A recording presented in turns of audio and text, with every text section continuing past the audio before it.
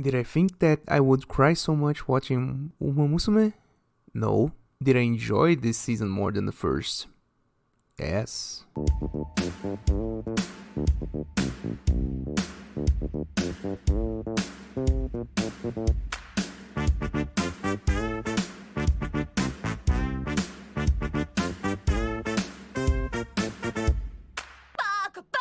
Hello everyone, welcome to the Weeb Initiative. I'm your host, the Weeb. This is a show where every other week I'll be talking about anime, manga, and everything in between. This week, following our last episode, I'll be talking about the second season of Uma Musume Pretty Derby. And before it starts, spoiler alert, I'll be talking about everything that happens in this season. And just this season, again, same as last time, I have not yet watched the third season, though I already started it. I am, I think, 1-2 episodes in, and basically I don't play the game, I don't know the full lore of it, I don't know if the lore in the anime is the same as the game. I'm pretty sure that it kind of is and kind of isn't, so it's a bit hit or miss. So don't take this whole thing that I'm going to talk to as canon, but still. And that's about it for disclaimers. Spoiler alert as always, so let's get started because I think this one will be kind of longer review. So just to set the whole thing up, I came into the second season thinking that we would probably follow up with the story of Special Week, though because I didn't actually have any kind of spoiler before actually watching it, and basically this whole thing kind of threw me for a loop. I will not be talking really about the studio itself now because it's part of how I experienced this anime. So let's just say that at the beginning, at the first episode, I was thinking that this was still made by PA Works. So the first episode, and let's go right into the story. So the first episode, it's called Tokai Teo. It's basically the name of our protagonist for the second season, and something that got me a bit of surprise, though it did set up really well, because right from the get-go, and this is something that really jumped out at me, the animation seems a bit better in a more flashy way, as I talked last week. PA Works, they don't do a bad job in any way. They are really competent in their work, though I find most of their works to be rather bland. Let's say it lacks a bit of luster in the overall picture. And as such, I just thought, whoa, the sequel has already improved a lot. And basically the first episode is just to set up the fact that our main protagonist this time is going to be Teo, and basically shows a bit of her backstory. So it shows the fact that her dream of racing came really early, and we are shown the interaction that she originally had with Senorita Rudolph, the president of the student council, when she won her triple crown. And as such, it's such a cute, so adorable scene. Oh my god, it's really nice. It's really nice. And this sets the mood, let's say, for the rest of the overall season, and basically shows us that main character this time is Tokai Teo. We also get to meet our two, let's say, main side characters, and two characters that will be important in the third season, Kita-san Black and Satono Diamond, as little girls. So they are like middle schoolers at this point, and so Kita-san is a big fan of Teo, and Daya-san is conversely a big fan of Meijiro McQueen. That is our second main, let's say, protagonist of the story. So right from the get-go, we can see that they moved some things about. This is specifically after sometime after the end of the first season. One thing that you probably get to notice more this time than in the first season is that the time time pace in this anime is whatever the writers need it to be. So they don't actually, they say 6 months. It's like, that doesn't really matter how many months really passed. It's just another day on the academy. And basically, right, what I'm trying to say. So we get some movement inside of the main cast. Suzuka, for instance, she moves to the US, to America to race there, as she wanted in the end of the first season. We have now Spechan as a side character, and now that McQueen is a main character, she does not really make the duo with Goldship. So Goldship, she lacks a bit of, let's say, it's not the same energy as the first season, easy to say. She becomes really more violent for some reason. Most of her interactions is either to beat up the trainer or do something considered violent. Let's just say that. But it's still pretty funny in consider everything. So the first episode is basically Teo getting her second crown. So I don't actually remember any of the name of the races, so sorry about that. But she gets her second crown, she's going for the triple, and the episode basically ends with the insert song. And I think this is the only insert song that I will consider at the release, because it's the only one that they actually animate her singing and stuff before actually ending the episode. It's Winning the Soul.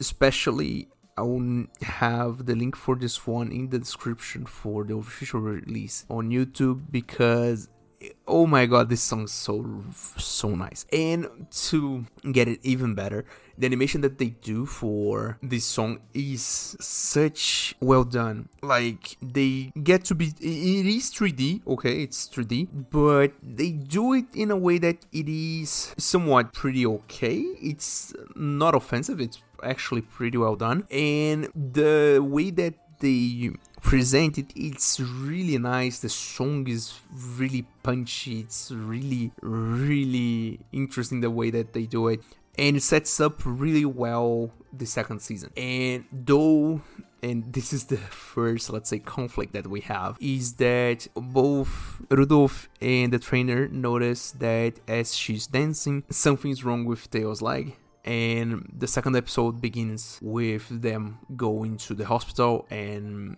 declaring that Teo actually has a fracture on her leg, and the recovery will be in 6 months at the earliest, which then leaves her without the Triple Crown opportunity. So she won't be able to compete in the next race that would make her a Triple Crown girl, as is her dream that is presented in the first episode. It's one of her, let's say, main objective as a horse girl, get Triple Crown, undefeated Triple Crown as Rudolph. Because, and this is something that I need to kind of correct myself, in the first season it gave generally, right, Teo gave so much more of an energy of having a crush on Rudolph, as she was the side character and didn't actually explain much of it. But now that we have context, it becomes way more of kind of an idol, kind of example to be followed, and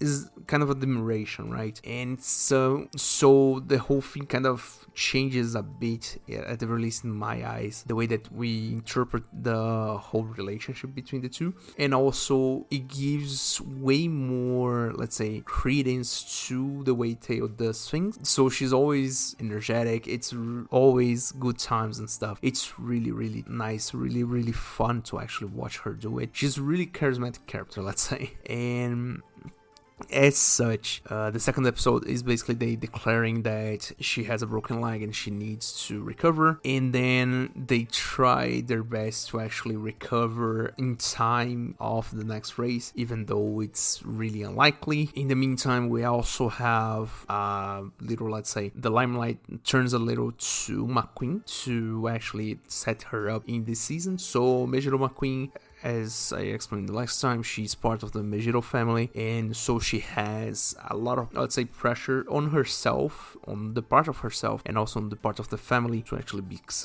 successful. And as such, the whole thing kind of goes like that, but because she's kind of a Josama, but in the time that Teo needs help, she actually offers her family infrastructure to actually help her, so her family doctor, family chef, and so on and so forth, and also builds one of the main gags that will come up in this season, that is specifically the doctor of the family, because Teo doesn't actually like syringes, and the whole thing kind of goes from there, let's just say. And the doctor, and this is already a thing that of going way past this, but later on, even when the thing kind of gets kind of serious towards the end of this season, the doctor reappears and does the whole gag again, which then leads me to say that in that one instance that I'll kind of cover, it is really misplaced in my opinion, because bro, that moment is kind of serious, you shouldn't be there,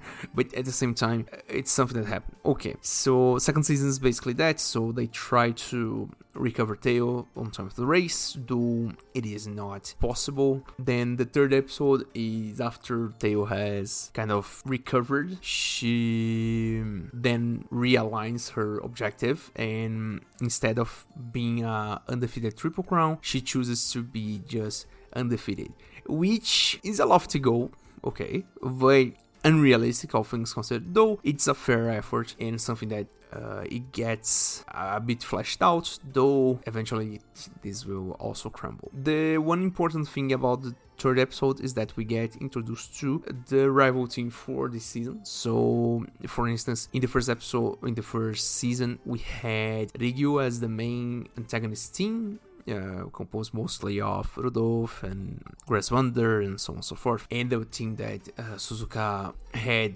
originally joined, but then joined Speak and so on and so forth. This time we get introduced to Canopus. Canopus is let's say a lower tier team, and they have the 4 members in Twin Turbo. Twin Turbo, I will talk about her specifically a bit later, because she doesn't have a really important, all things considered to the plot, role in the whole story, though she being the Gremlin character that eventually gets to be useful. I find this pretty endearing. And also, and this is a thing on me, I really, really like her design. Her design is so nice. Both, and this is something that will come up a bit later, both her design overall and her race costume design, they're pretty well done. It's pretty nice with the vibrant colors and stuff. Then we have Nice Nature, who's one of the friends in Teo's class. We have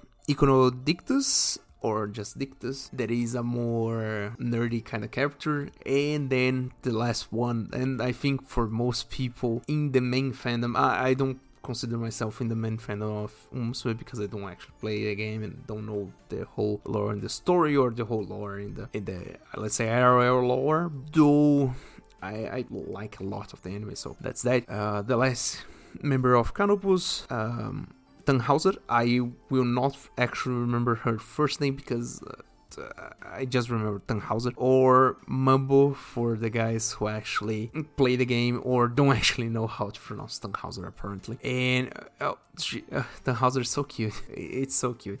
Anyways, so they are a lower tier team, and they are aiming for taking Spica's place as the top team. There's in the academy after Spechan basically ran the whole thing back in the first season. So Spica now is considered a higher tier, somewhat something like that. They don't actually mention much of this, but the story kind of leads us to believe in that sense. And as such, the whole thing kind of goes from there. The other thing that happens in the third episode that is kind of important is the fact that watching Teo now run, or better yet, Teo now watching Makuin run, she kind of acknowledges somewhat her as a rival, and then the whole thing kind of starts from there. This becomes clearer later, but then the fourth episode kind of does the whole thing, basically the one thing that they do a lot in this anime is to project the main story inside of the side characters. And for instance, the 4th episode serves mostly as Teo kind of recovering and actually getting to prepare to the next race, and McQueen also training for the same race because they want to face each other, because at this point McQueen has already kind of got Teo as her rival, and now that Teo has kind of acknowledged her, both of them want to race each other and so on and so forth. Then the 4th episode, then we have introduction of most of the side characters. The two Uma Musume that get like they have the whole thing on the fortune telling and stuff. I don't actually remember her names because their names are really, really long, but they already are present from the first season, so you know who I'm talking about. And I'm assuming everybody here has actually watched the first season. And the ones that are actually new is first Mejiro Palmer, that is one of the, I don't know if you would call sisters, I would probably say it's like cousin of McQueen, and the fact that she basically has her fortune told that she needs to actually improve, she needs to have a pair, not necessarily a friend, more of a rival or someone that she has to share some kind of objective with, and in like no time at all she gets one in Helios. I will not remember the first name, whatever. Helios is basically Gyaru de Musume for the sake of this anime, okay? She's a Gyaru, and so they begin their friendship and then rivalry eventually in this project in the main story. Also, we have the introduction of Bourbon, who's the main antagonist at the very least for this, let's say, second part, and a bit of the second part of this season. She's the main antagonist, someone to beat. And also the introduction, a kind of introduction of Rice Shower. Rice Shower being one of the cutest designs, I think. Someone that I think a lot of people gravitated towards because her design is really, really nice. Especially her whole design is already pretty cute, but I think specifically her race costume is really something that a lot of people like. It's so much so that she became like there is a famous at this point tweet about the guy wanting to send her ryegrass, as people did with Harurara IRL, and eventually finding out that IRL lore is not so cute as the anime or the game would imply, because, well, you kind of get what I'm going for. And talking about IRL lore, quick tangent, okay? So at this point in time, I think when this episode releases will be like 1 or 2 weeks since it was announced that Grasswander, the IRL Grasswander, has passed away at the age of 30, which was a real reality check, I think, to the whole fandom here in the West. Now that this game kind of blew up, it was a real reality check that most of the cast is not around anymore, and kind of like, it's kind of rough to hear about that. And that being said, the way that I see it and, let's say, cope with this fact is to say that Uma Musume is basically the Hall of Fame, more or less, of racehorses in Japan. At the very least, this is the way that I see it. It's, I think, a more comfortable way to actually see the whole thing. And that's about it for that tangent. I don't want to like drag down the whole review because of that, but it's something that I wanted to talk about. Then the 4th episode is basically this. 5th episode, we have then the duel, not really the duel, but it's the race where both McQueen and Teo are competing in. And now we have a lot of stakes because they both are rivals at this point and they both want to win. Not only that, but also Teo still wants to be undefeated, so she needs to win over McQueen and over everybody else to actually keep her objective, let's say. And easy to say that it's a whole lot of emotions and stuff, but then how do I say that without being an ass? Reality catches up with Teo, and when she's facing only McQueen in front of her, she cannot overtake her, whatever she tries, and ends up losing and failing a couple of positions in the process. She fails the race, and they do have one of the most, let's say, most important scenes in the whole anime, where they both hug at the infield in front of the whole public. It's a really beautiful scene, and in hindsight, this is something that the anime brings up later to say that that was the best moment for both of them, though I think that as audience, we don't put that much good weight on this scene specifically, because it is the scene that Teo fails her objective and is basically discouraged from this point forward for the fact that she lost and stuff. So the anime, we use this moment later as saying this is the best thing ever, though I think that it didn't actually translate so much when talking about audience, I don't think, because it's kind of conflicting. Although the moment when they hug is pretty cute, it's pretty wholesome, and it's really will become important later. It also is a negative moment when Teo actually gets her first glimpse at the fact that she cannot really reach her goals as she wants, and well, I'm getting a bit too, I think I'm getting a bit too technical on this, but the thing is, conflicting like appearances, let's say. Then already discouraged, the 6th episode is basically the down in the dumps kind of episode, so Teo now is absolutely heartbroken with everything. She runs again and fails to classify. She's like on 11th place by the end of it, racing against people that she already raced against and won, so against nature, against dictators, and basically this is the bad part of the arc, let's say.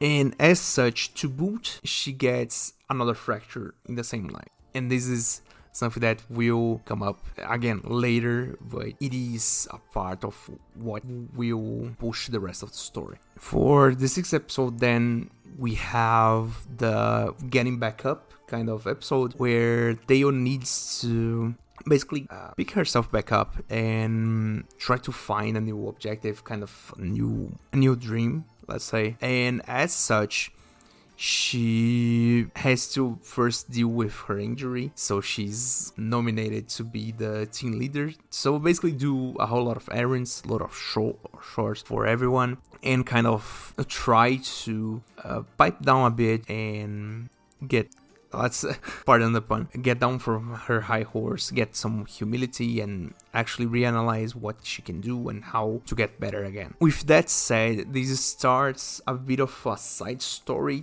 to really flesh out the character of McQueen, because at this point McQueen has like officially declared that she and Teo are rivals, and so they begin this kind of relationship where they want to push each other forward, much like, and I need to say this now, much like shonen, this starts a bit of rivalry arc, let's say. But then we have the side story to flesh out McQueen that will take a few episodes to get through. So at this point in the 6th and 7th episode, we have, mainly in the 7th episode, we have a bit more of a deep dive into Rice Shower's character. So there is this whole thing where Rice, at one point in the season already, has won over a Bourbon that was aiming for the Triple Crown. She basically stabs at the last second, the last race, and takes up the victory, where a lot of Bourbon fans become upset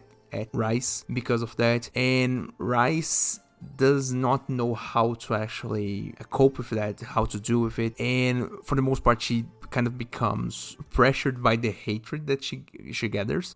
Something that I think it's really, for famous people at this point in time when living into 2025, I think that it's something that a lot of people can relate to. But then we have this whole thing where she tells a bit of her story. We have a few flashbacks, And then going through it, we see that one of the races that McQueen wants to participate in has Rice as one of the touted favorites, but Rice wants to actually bail out of it, and so the whole thing kind of becomes this chase after Rice to actually get her to run and against McQueen and stuff. Then for the 8th episode, we have the race itself. It's a race that at this point McQueen has won twice. The first time on an open field, let's say, on everybody against everybody. Then after 1 year, the same race against Theo, she won and kept her title. And now the third time now against Rice Shower, because at this point Theo is still recovering from her injuries. With that said, at the last second, same thing as with Bourbon, Rice, after a whole training montage at the beginning of the episode, Rice basically evokes her aura and runs flawlessly, wins against McQueen, and basically dethrones her from that race. This is then followed by the scene that basically, let's say, humanizes McQueen a bit more, because although she is frustrated, and it's clear to everyone that she's frustrated because she lost her 2-year title as champion of the race, and again, as Rice gets a lot of hate from McQueen fans, McQueen and the other horse girls in the infield of the track, they start applauding her, because even though the fans don't actually approve it, them as competitors for her appreciate her efforts and stuff, which is a pretty cute, really nice scene. I think it's one of the most it's idyllic in a way. It's really, it would be nice if everybody did that, let's say. And in that way, the episode basically ends where McQueen is frustrated and stuff, but she still is working towards being the best horse girl that she can be. And then later we will learn that she's also working towards racing the best that she can against Theo specifically, which in the 9th episode things will not work that well. So 9th episode begins. We have Theo basically recovered from her injuries and now starting to run again in training and stuff, and Theo in that way also receiving a direct challenge from Twin Turbo, and also everybody now happy that she can actually run again and stuff. Though in the middle of it, Theo has an accident in the middle of training and has a third fracture. And the third fracture is the part, and again, this is the 9th episode already, so we are near the end of the season.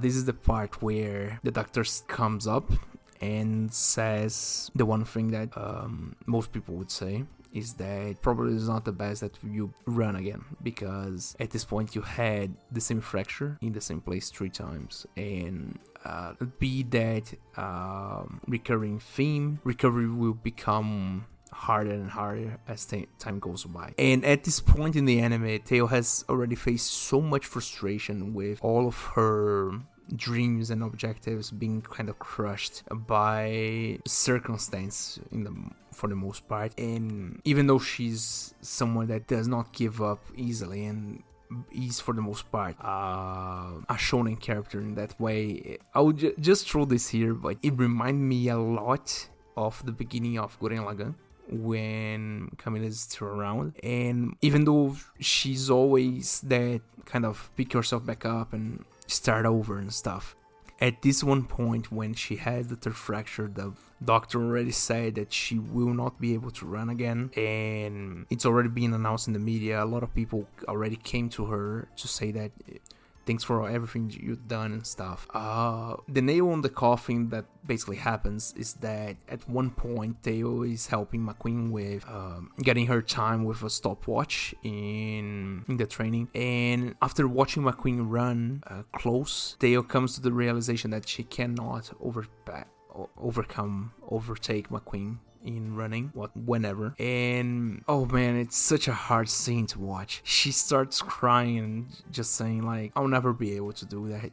And that's the moment when you see her heart break in half. The moment when she gives up on everything and stuff. Oh my god, man. I didn't actually think that I would cry so much in a Uma Musume anime, though. I don't know. I was an emotional wreck watching this because it's so cute and at the same time it pulls on your heartstrings so badly. And oh my god. So this is the 9th episode. By the 10th episode, we have a whole thing where Teo wants to give up from everything and just like resign from Treason Academy and do whatever it is outside of racing. And so everything comes together when the whole episode is really bad feels, let's just say. And so they decide that as her last act as a Uma Musume, as a racer, as someone that has at this point gathered so many fans and stuff, they are going to have I think it's the school festival, and then have Teo do one last performance in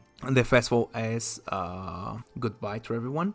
In the meantime, we have the side story, and this is the point where I need to talk about Turbo. Turbo, for the longest time in the whole season, whenever we see her running, she always kind of fails. She burns up way too quickly and not always wins. But then after the 9th episode, when she actually outright challenges Teo now having this mentality of giving up and already chose to get out of this whole thing, she basically bashes Turbo out of her idea of challenging her, and basically Turbo feels it's oh my god, man, it's so that's one scene that I felt really like, oh my god, man, this is the one time that Teo is actually being a jerk for real, because until this point Teo has dealt with so many people in a nice way, even though she didn't actually need to. And at this one point when you have like one of your friends to actually come up to you, or not even one of your friends, one of your competitors to come up to you and actually ask for a challenge, to actually ask you for a real competition between you two. She could have just like explained the whole circumstance to Turbo, though she chose to just bash the whole thing, and then the whole thing kind of goes in a way that, and this is the part that sets up the whole end of the episode, that's the important bit, is that Turbo, while crying because Teo basically declined in the worst way possible her challenge, she says that I'll get to the race that I wanted to challenge you, I will win the race and prove to you that if you were there I would be better than you. And then we cut back to Teo kind of preparing to the performance and stuff. And when the time actually comes to the performance and the whole thing where everybody's kind of preparing to say goodbye to Teo as a competitor, as a racer, and everything else, the one moment when everything's about to end, Teo's about to announce the fact that she's retiring, we have then the hijack of the concert where, oh my god, I think this is the best and the worst scene of the whole anime outright. But the guys from Kanofus hijack the stream in the concert to show Teo the ending of Turbo's run in the race that she challenged her to, and Turbo, the first time that we see as audience her winning, she's screaming out of her lungs to say that she was better than Teo and stuff, and this basically shocks Teo, and the whole scene is so nice, because as Teo is trying to actually say out loud that she's retiring, everybody in the audience and in the backstage, and now watching Turbo win, everybody's clamoring for her to still race, still go forward and stuff. And it's such a cute scene. It's really over the top because the guys in the audience begin to cry too, and at that point I was like, holy shit, man, I didn't need extras crying out as well. But in that kind of over the top way, it is really, really beautiful, because at this point, we are, as audience, we are the audience there in the show. We are watching the girl that we watch for now 10 episodes without giving up. She is nearly giving up, and we are just there like, please don't give up, continue going, pick yourself back up again, you can do it and stuff. And that way, I think that this anime really delivered in the emotional, in that emotional way. And at the end of the episode, at the very end of the 10th episode, Teo decides to keep on running, even though she cannot push herself as much as she wanted, as much as she had already done. She will keep running for the sake of the public, for the sake of everybody else, everybody in the team, everybody that supports her till this day. And then we go to the 11th episode, and then the 11th episode forward, it's not great. Though the ending is really awesome, the feelings are not great. Then the 11th episode is basically, and this is just my interpretation, they basically reframe the whole relationship between Teo and McQueen until this point. Not really reframe, but you know, they kind of push the envelope to say that actually this whole thing was somewhat of a romance, so much so that they actually get called out for it in one of the most oh my god, it's so cute. There's one scene with Kita-san and Daya-san just dressed up in like Halloween costumes, and oh my god, so cute. Oh my god, so cute. And the whole thing kind of gets this idea that at this point, even though Teo is unable to push herself as she did before her injuries and stuff, McQueen promises her that for the sake of Teo, she will be the best horse girl that she can be, and as such she will not lose, and so on and so forth. It kind of becomes a confession, and the whole thing kind of changes a bit of the perspective in how this whole dynamic works. And in a way, it's really, really cute, but again, I think that at this point this episode is just a bit of filler. The very starts real filler, like now that Teo is not really competing on the highest level, she goes out to scope out every one of the girls that we already met in the season to actually try to design a strategy to help McQueen and stuff. And although it's pretty funny, it's just filler for the most part, and then there is the confession. So basically at the last few minutes in the whole anime, this became from a shonen, this became a romance, whatever. Then the 12th episode, oh my god, the 12th episode is the heartbreak that happens, really, because the 12th episode, at this point, we have the introduction, not really the introduction, but more of the acknowledgement, because her introduction was at this point way back when, of Hayahide as the, let's say, the last boss of the season. Much like they did with Broiler in the first season, now it's Hayahide, and basically the one that McQueen will have to face off against to actually get her title back and stuff. Though in the middle of training, McQueen feels something strange with her leg, and after having it examined by her doctor, I'm not even trying to pronounce the name of the condition because I will get this wrong. It's basically ruptured tendon forever. Let's say it kind of can regrow, but then it's a recurring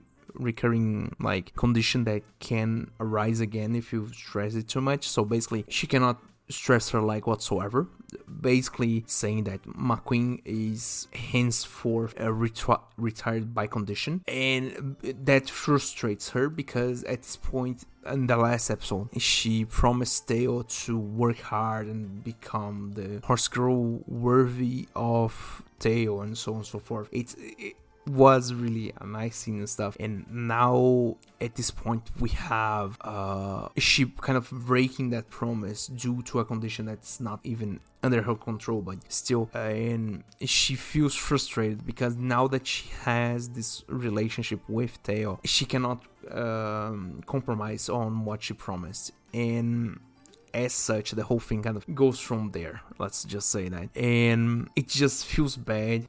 Teo goes to basically see her and talk, and the scene of McQueen finally kind of breaking the shell and lifting all of her, let's say, defenses, all of her emotional walls, and actually crying is such a hard one to watch, because, and this is 40 minutes into the episode, something like that, and now I'm going to talk about the studio. Yay.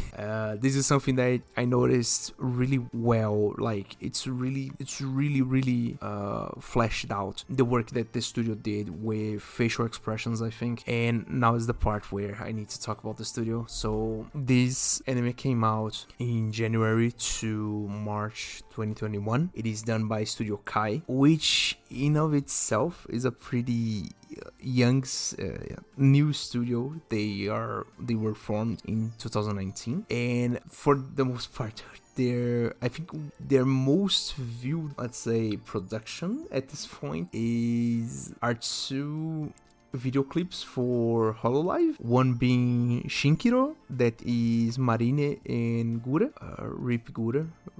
I will just leave it at Rip Gura. You guys know the rest of the story. And the other one is for Rick Loss, Feeling Rendition, which I will not discuss the songs here. Shinkiro is really nice. If you like tested it with someone that actually likes city pop a lot, it fits so well. It's really interesting in that way.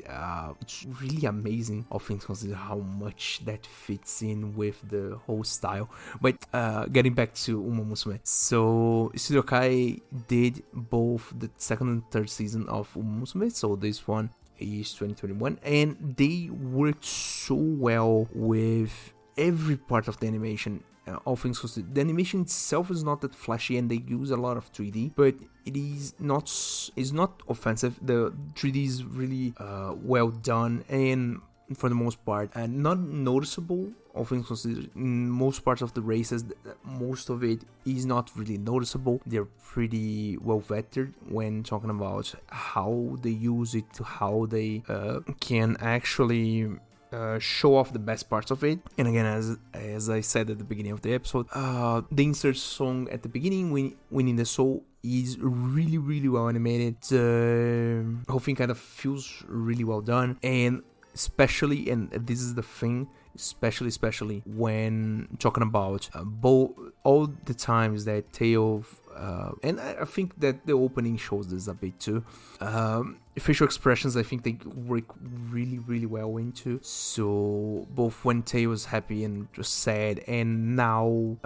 when McQueen is actually crying, you can actually feel the weight of it, how heavy it is. In that way, really nice. Like, oh my god, I can't really like give a non-biased opinion on this, but oh my god, man, it's really well done. This whole anime is really nice. That being said, right, so at this point, the 12th episode is just like McQueen is out of the race. McQueen is really out of the race, and now we have McQueen unable to race for, at this point, basically default, she can't race, and now Teo that can race, but she cannot push herself that much. And at this point, it feels like she does not have the drive in herself to actually push so much to win, even in easier races, let's say, because for the same reason that for example Suzuka did in the first season,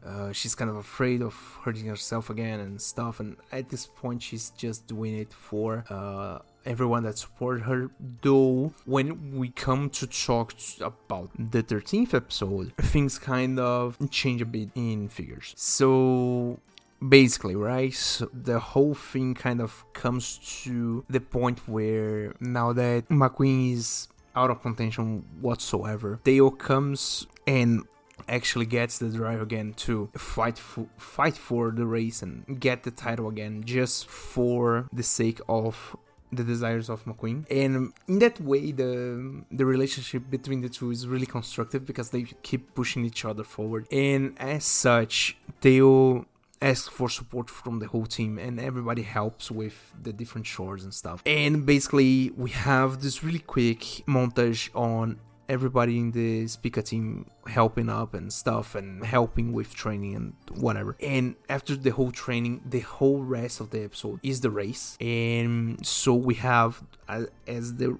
field everybody that we saw the whole season, and now with the new, let's say, 2-bit girl being Hayahide, we then have a really long race sequence where we see each of the racers like having their own objectives and aspirations, a lot of flashbacks, and to the one point when we have the close-up on the speaker team in the stands, everybody except for McQueen, that precisely her that is important to be there, also because Teo had asked her to watch the race. McQueen appears later and is basically interchangeable, the scenes between the race and the hesitation of McQueen to actually enter the raceway because she didn't want to actually watch Teo lose if she was to lose. And in the end, just cut it to the chase, Teo wins in a really close call. In the last few meters of the race, she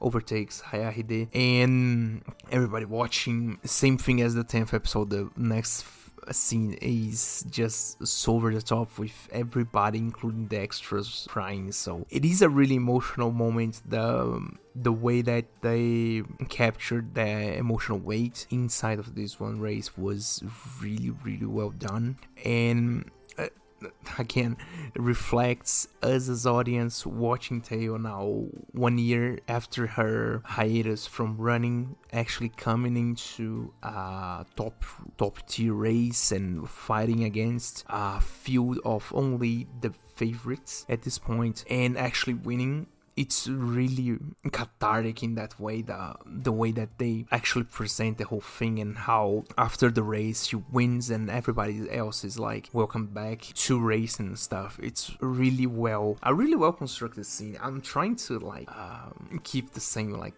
let's say, tone throughout this, but I kind of get emotional. I went to actually watch the last episode again just to actually get the full idea for the review, and oh my god, I still get emotional somewhat because of the last scene. It's really, really nice the way that McQueen enters finally the raceway just to see Teo basically overtaking Hayahide in the last few meters and just in the time to actually watch her win. It's really nice. And then after the race, we have then a full-on concert of the opening being sang by Teo, Hayahide, and Nice Nature. And Nice Nature having the third place in the race, so the trio is there. And after that, we have the final scene of the anime where it sets up the next season, where Kita-san Black and Satono Diamond join up Tracing Academy,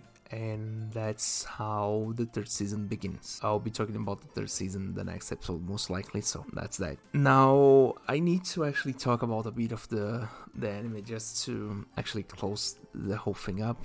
So the first thing that I wanted to really talk about, and the first thing that I think that really pushes me forward with this anime, not only because the anime itself had a whole lot of improvements compared to the first season, how it was excellent in that way, how it was emotional in a really, like, oh my god, how can I say that? The way that they did it was such an improvement on the first season, and in so many different phases of the whole thing.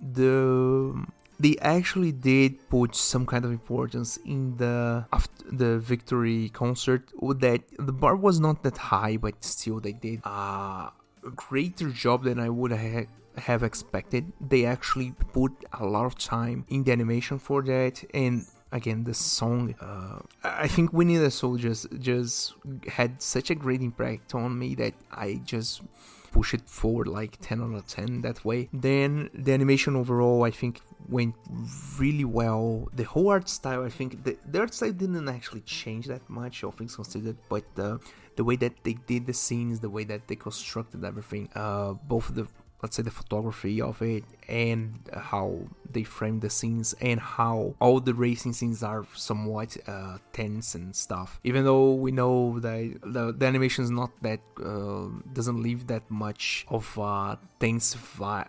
Tense, like, you're not watching the whole thing, let's say. You can't like watch the whole race of the Uma Musume, like everyone together as you do in the game, but they still found a way to actually translate the whole of the emotional weight and the whole competition into that I think that the first season had this already, but I think the second season kind of did it a bit better, precisely in the way of the very important scenes, both the ones involving McQueen and Theo, the ones involving Rice, I think were highlights on it. This last one, I don't like to use the last and the first one as examples, really, because I think that they always pour a lot in the beginning and the ending, so they don't actually they don't represent the medium, though I would say that they kind of reflect this, the whole thing really well done. The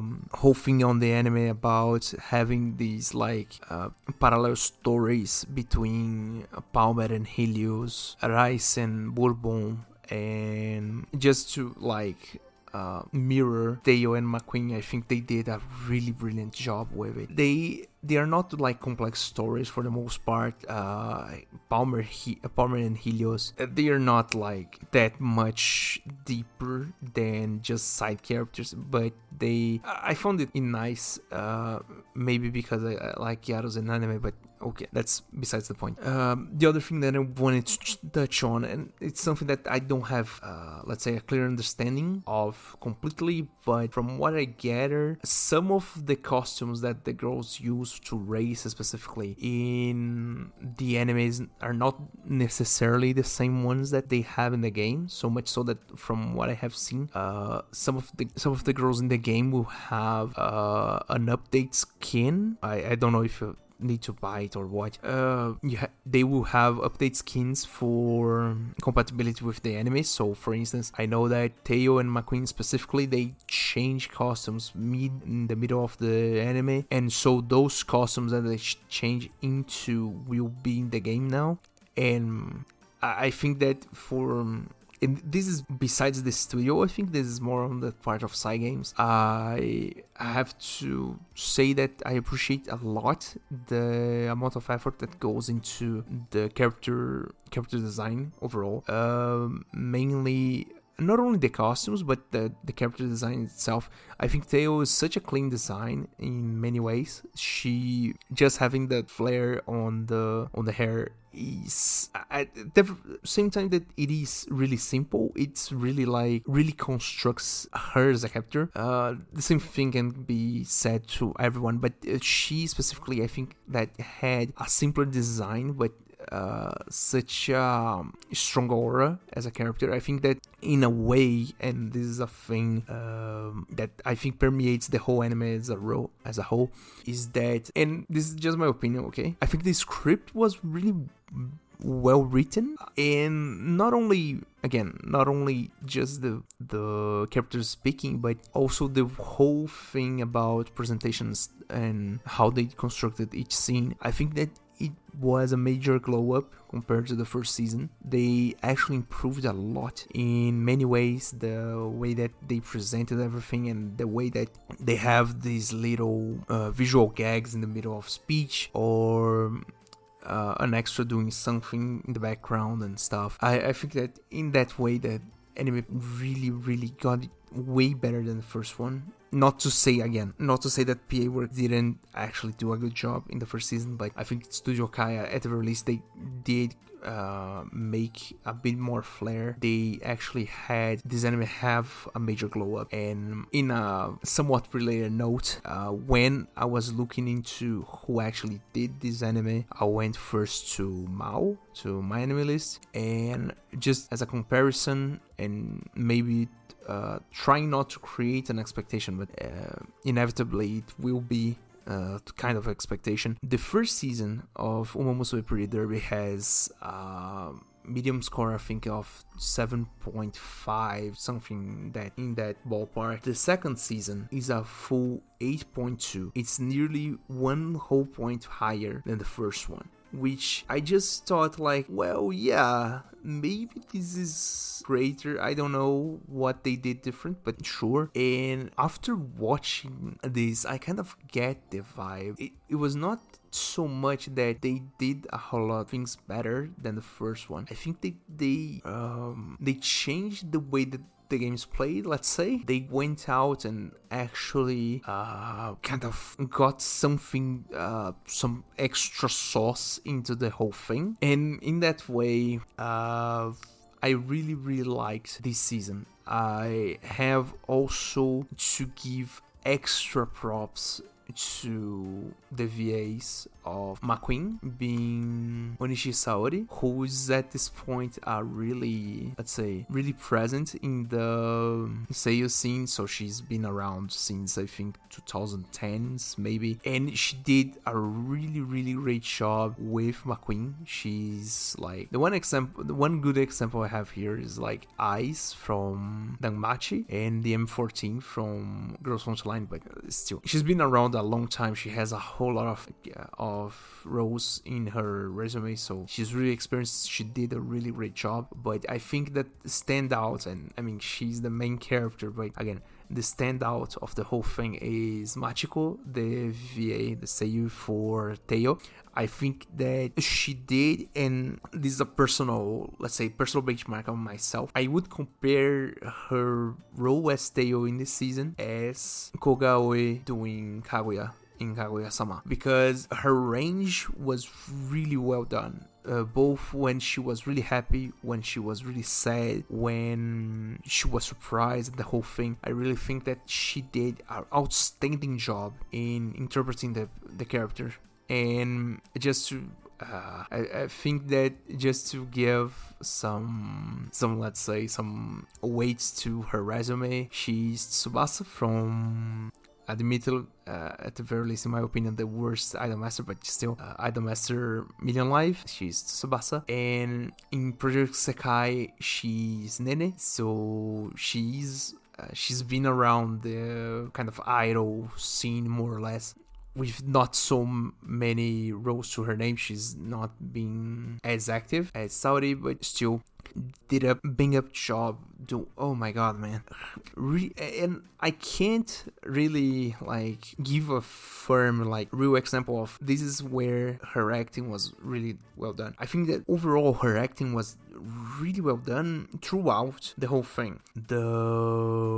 It was just, oh my god, man, just amazing. That's the thing, just wholly amazing. The whole thing was really well done by the part of the studio, by the part of the voice actresses, the whole thing. As a last note, to actually finish this 1.5 minutes glazing session, go watch the second season of Uma Musume Pretty Derby. It's really well done. You will probably cry sometimes. If you're like me, you'll cry a lot, and I think that's the best part, and that's about it. So before I start glazing the anime even more, thank you guys for listening, thank you guys for watching. Please like, please share, please follow, depending on the platform you're in, and I hope you stick around for next time. Bye.